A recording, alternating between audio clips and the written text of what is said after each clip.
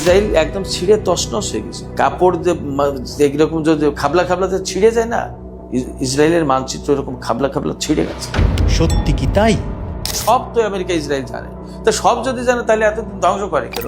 ইরানের সবকিছু তাহলে আমেরিকা স্টাইল জানে না?